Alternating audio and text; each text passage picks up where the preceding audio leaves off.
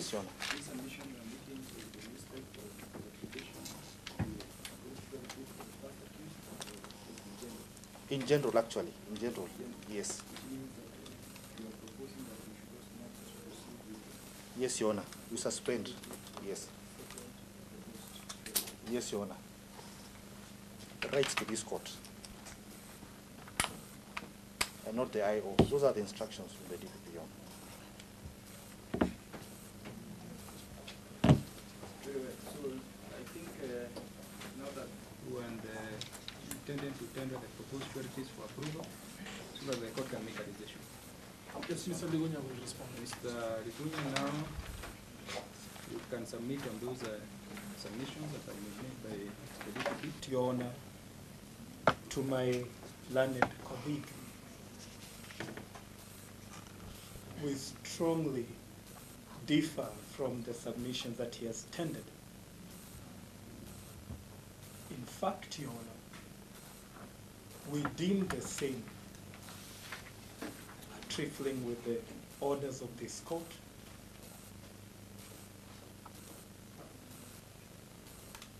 and a blanket condemnation that is untenable in law and fact.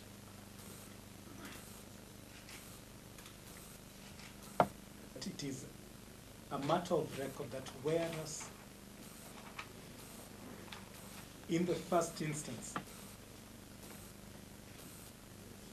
the Chief Magistrate's Court had denied bail to the accused persons, the High Court granted the same in a 22-page judgment or ruling, actually, on 19th of June. The conditions are clear, Your Honor. We were to go through the processing of bail. Nowhere, and Your Honor, the bail has been quite stringent. It's both bond, surety, cash bail. Attendances at the stations, deposit the passports. Your Honor, nowhere did the court alter the process of applying for the bail.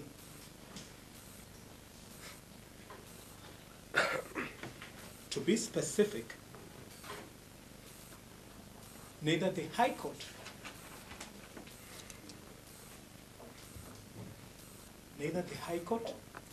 nor the Chief Magistrate gave a direction that the Asset Recovery Authority approve or pre-approve any of the sureties. And it is not the law.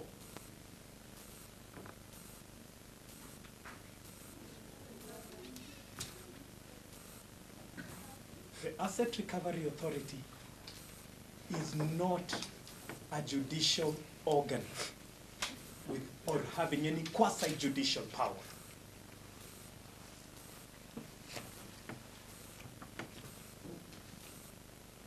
If they want to action on a matter,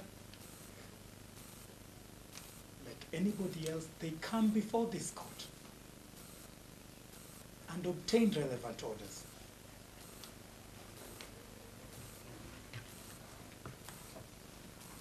There are no orders obtained by the ARA in tandem with what the prosecution are telling you.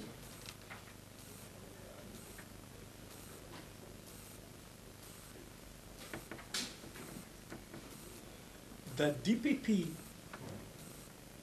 does not, with tremendous respect, dictate to this court.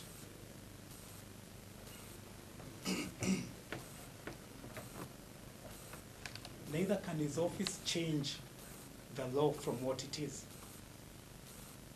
to create special conditions.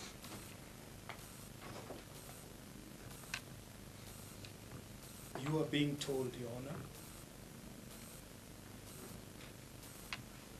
of an administrative direction by the DPP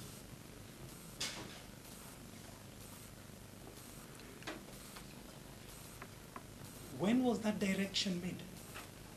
To whom was it notified? We don't know.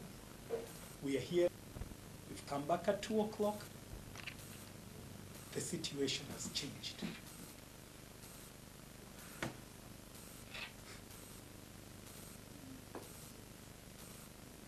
The DPP cannot rewrite the rules of this game at will.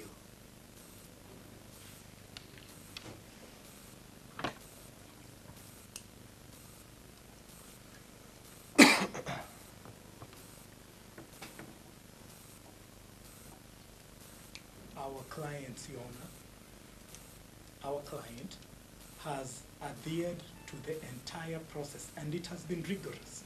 48 hours since the orders, we've barely been able to finish today. Various roadblocks and frustrations along the way, but we have adhered, Your Honor, to every prerequisite.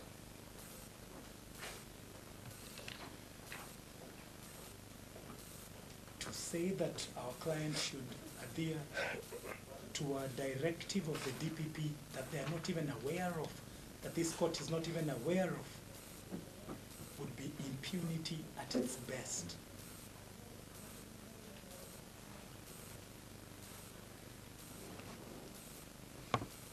And an abuse of power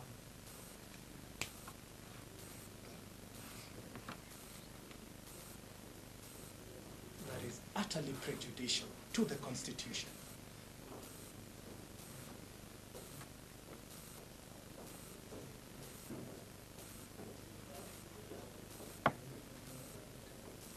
Your Honor, we call upon this court to uphold the principle that all persons are equal before the law.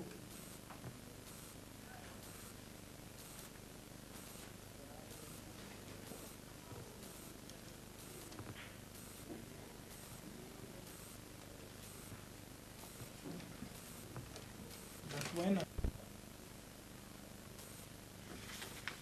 the surety before you, Your Honor, is not barred by any law or reason.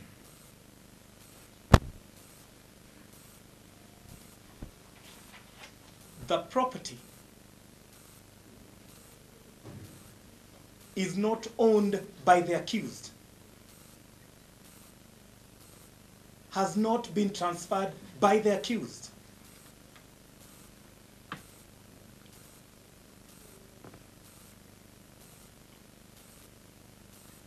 More emphatically, the ARA does not have any order against that property at all.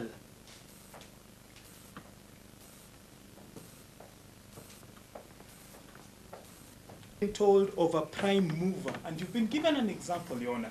My simple question, what does it have to do with the vehicle we are presenting in court and the accused person who is asking you to approve his surety? Nothing. The two are not correlated at all. The prime mover that is not what is before you. The vehicle the prosecution has told you about is not what we have brought before you.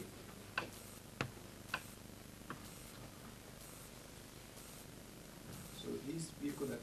The KCE prime mover owned by Wamiti Makara has absolutely nothing to do with the first accused person, Lilian Mbogo Omollo, whose surety is Jacqueline and is before you. So that vehicle that has been mentioned by the accused, by the prosecution, is not the one that you are offering? It is not. They have given you a random example of a scenario they have found. There are 43 accused persons. You'll condemn 43 because one person's vehicle is being questioned? It is illogical. That is not the vehicle we have before you. That is not the surety who is before you today.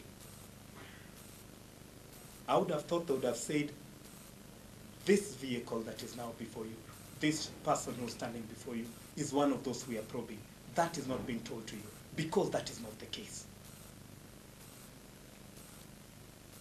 In other words, what they've told you is irrelevant.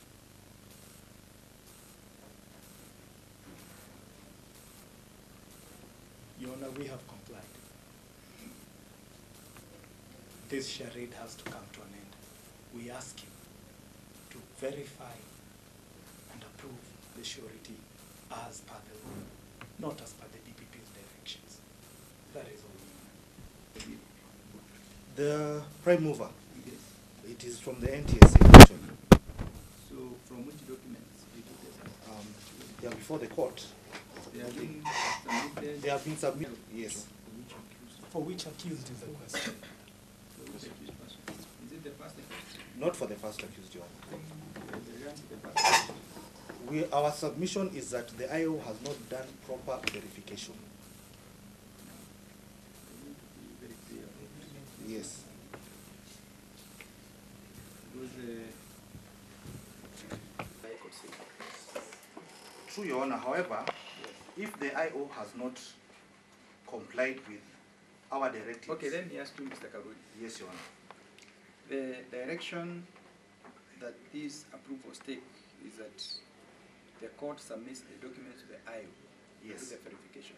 Yes, Your Honor. The IO says that he has completed the work and submitted the documents to the court. Yes, Your Honor. So you have a problem with that? Yes, Your Honor. Where is your issue? Our issue, Who is the IO? The IO is the DCI. the IO in this case, The IO is the DCI. I want to Individual- get properly your point of contention. yes, Your Honor. Because, you have the right to submit at this application, at this stage. Yes. At the same time, Yes, you sir. must also be very careful not to breach. Yes, Your Honor. See, it is very clear that once I read this decision of the High Court and I read your reasons, I will have to compare what the High Court has said, whether what you are saying or proposing is reasonable or not. Then I'll have to make a decision on that and decide whether I'm supposed to approve the sureties as presented or whether I should give you time to look into an issue. But with regard Yes, Your Honor. who has presented a document and the surety before the court, do you have anything specific against the approval of that surety? I understand that you are saying the other documents with regard to KC's prime mover, they are also being presented here for submission. Yes, Your Honor. I think for that, you have made your case. Yes, Your Honor. Of course, if you are saying that you want to carry out an investigation regarding that security, Yes.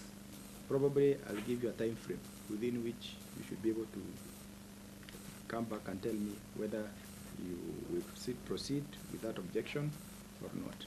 But with regard to the first accused, do you have anything at this moment that would cause you to say that you are objecting to these particular documents in the manner in which they appear and are submitted by the IO? Yes, we do, Your Honor. Yes, what is your objection on The based on that? objection, it was an administrative decision by the DPP, the DCI, that all verifications be done by the DCI himself, actually. No. I want to only hear Mr. Yaru. Yes, Your Honor. Those are the objections that we have.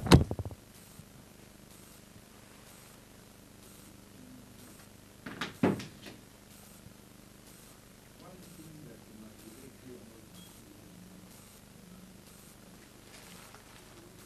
when you are doing about these tasks, you must be very careful. Because, you see, it is important that people expect that the processes that they are being subjected to are predictable and of them trying to do one or achieve 1, 2, or 3. So I think it is very important for us to know when that directive came, to whom it was directed, and the reasons behind it. That is very important. Yeah, for the court. Because the court must also look at the merits of that particular If you directive. allow me, I have the letter to the DCI. I can present it to you. You have the letter. Yes.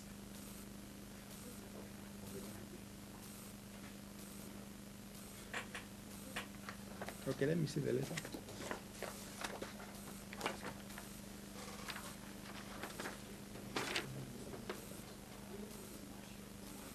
validity and legitimacy Yes, Your Honor. of the securities. Yes.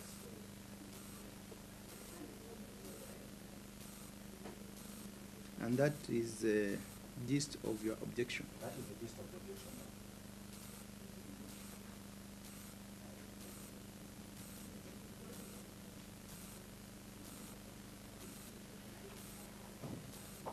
But you see, even as we do that, Yes, Your Honor. we must be mindful of the fact that as we speak, the High Court has already granted bail to the accused persons.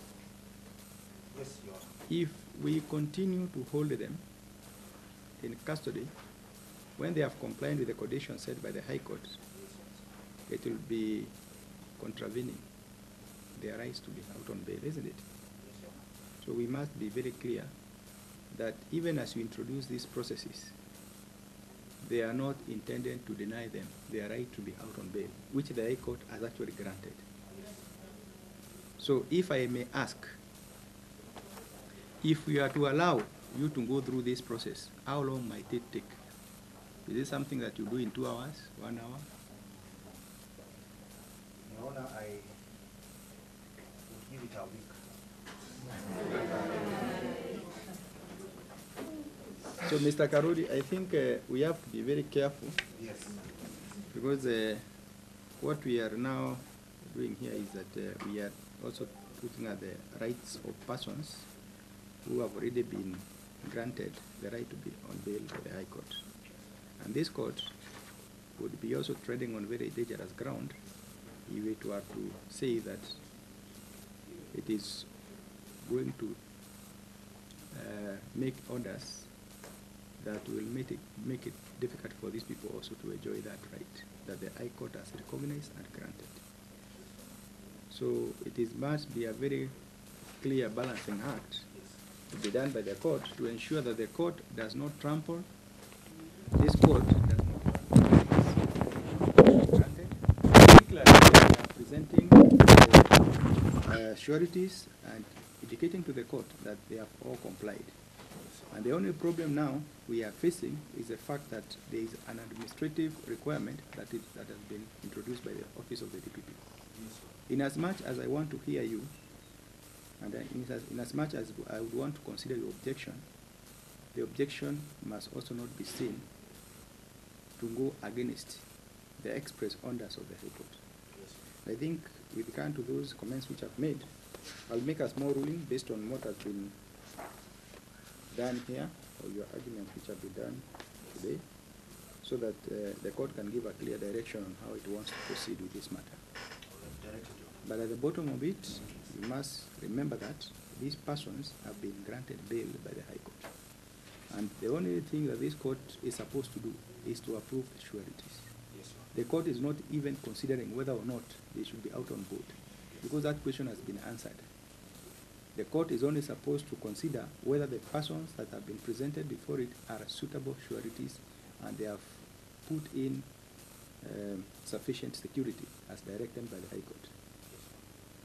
So this court cannot sit here and say that it will make orders that will facilitate the detention of the accused persons in custody for any longer than is necessary, because that would be going against the spirit of the order of the High Court. Trying to do a small ruling on this, so that those accused persons who qualify to be out on bail can be out on bail as directed by the High Court, without unnecessarily introducing so many roadblocks on that part. So I think, as far as I'm concerned, I will uphold the rights, the orders of the High Court on the rights of the accused persons to be out on bail. I will also take into account your concerns in my decision, because you have made that concern. But the court must make it very clear that whatever you are recommending must be reasonable, and there must be reasonable time to ascertain what you are trying to do. Certainly, there cannot be 1 week when the High Court says that they should be out anytime they comply. So I think what I will do for now, I'll have to think through that decision. Probably I can make my decision tomorrow morning. I'll do a ruling on it. But those are my comments. But we must be mindful of the fact that the High Court has already granted them bail. They have presented their sureties and conditions in court, and they have said they have complied. Now, they come to court and they are told that there is some condition which they were not aware of before, which has come up by a letter dated 20th. When is 20th of June? That was yesterday. That came in yesterday. This condition was not there at the time the judge made these orders. So, in as much as we would want to hear the prosecution on this, let us also be very clear in our mind that we also have a constitution that governs us and that ensures that the rights of each and every person in this country are guaranteed. So, on basis of that, please let me tomorrow morning at 10 a.m. for my short considered ruling, but basically it will be alongside those comments which I've made this evening. Your Honor, before you rise, Yes. may I say something? My name is Miko Zugamba. I appear for the second. Okay. I suspect that because of this particular up to now, our documents have not been brought to court. It has 8 hours since we got the right to bail. We have submitted our documents, and I think because of the roadblocks, there has been an administrative decision that other accused persons who have presented their documents, the same should not be processed or verified. So we are asking you to intervene, and since the prosecutor is here, to ensure that if we are coming back tomorrow, we should have all our documents verified or unverified before this court. We have been trying to reach. Since Mr. Karoli indicated that he was making a general objection, Yes. I believe the ruling that I'll give tomorrow morning will still touch on what we are trying to say now. The challenge we are. Let us wait for all the way forward. My direction on big issues like this. But now that it has been presented, we cannot ignore it. We will have to make a decision on it.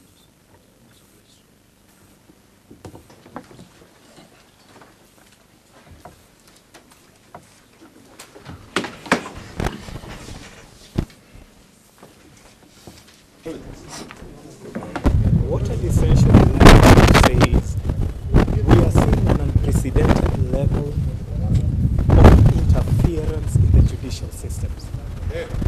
Because we cannot possibly be in a position where the executive and as a nation we can abrogate rights as it was in the Miguna case, and then now we come to a point where we are changing High Court orders based on directives, administrative directives, that it is not open for the DPP a day after the High Court has ruled to purport to make new regulations or to make new provisions to interfere with the granting of bail. It is wrong. There is no legal precedence for it. 43 Kenyans are sitting in custody, innocent until proven guilty, but they cannot get their bail on the basis of the DPP. And they're not yet. There is no law that is mandating that kind of interference with the process of verification. And nothing at all would justify the direction that is being sought. It is time that essentially we allow the law to be the law. We cannot change the law and change the rules of the game as we move. It doesn't matter how guilty we think someone is. The essence of our system is to allow people to know that the law will apply and will be predictable in how it is going. It cannot be changed by any one player. Then we are all at risk. What is the guarantee for any other Kenyan?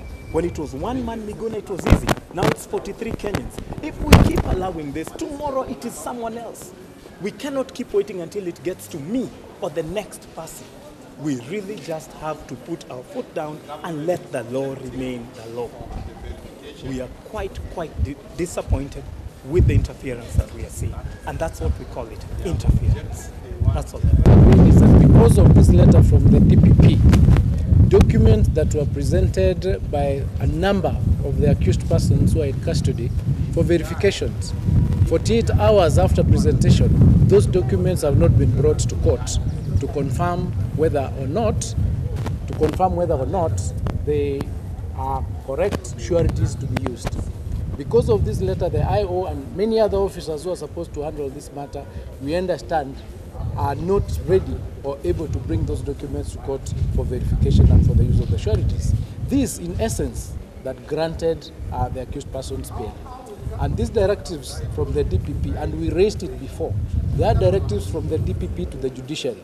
There are directives from the DPP to the DCI on how this particular matter needs to be handled, on the fact that they should not get bail, although they are innocent until proven guilty. Our national anthem states that justice shall be our shield and defender. We must uphold that at all costs. These people, whatever anybody else says, they are innocent until proven guilty. We are in court. This is where they are supposed to bring their evidence to prove these people guilty. We cannot convict them before we try them. We must allow the judicial system to operate properly in this country. This interference that is coming from outside sources is going to mess the justice system of this country, and we will be the worse for it. Thank you.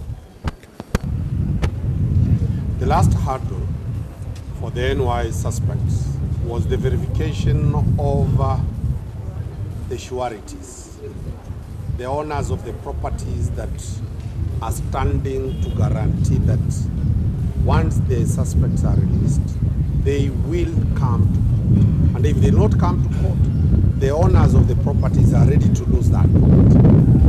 So today they appeared, the first one being for the PS Omollo.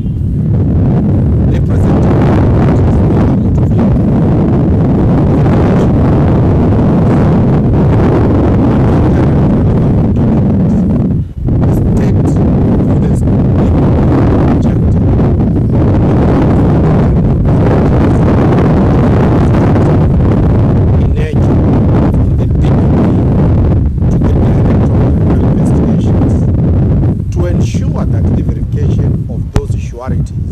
is in tandem and in consultation with the asset recovery entity.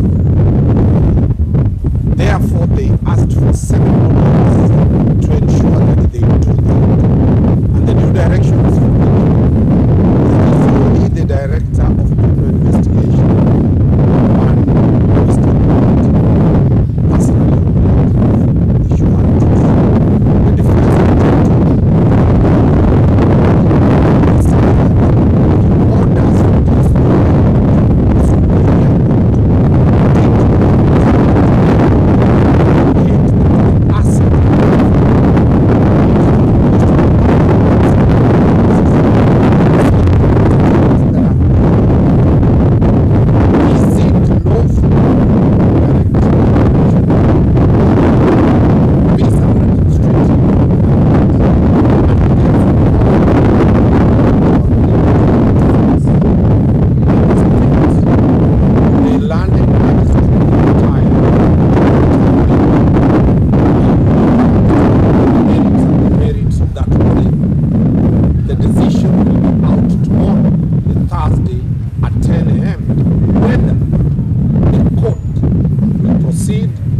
The verify and grant release orders for the accused, or whether the court will give more time to the DPP and the Asset Recovery Agency to do what they want to do. It is a new jurisprudence in the Kenyan legal fraternity. We are yet to know the decision the judiciary will take, considering the fact that we have three equal arms of government, totally separate. The judiciary is independent, the executive is independent, and the legislature is independent. We leave it to the court to make the decision. But what is at stake is the freedom, the rights of 47 Kenyans who have been granted bail through a high court decision. This is a country that is democratic. This is a country that has accepted to follow the constitution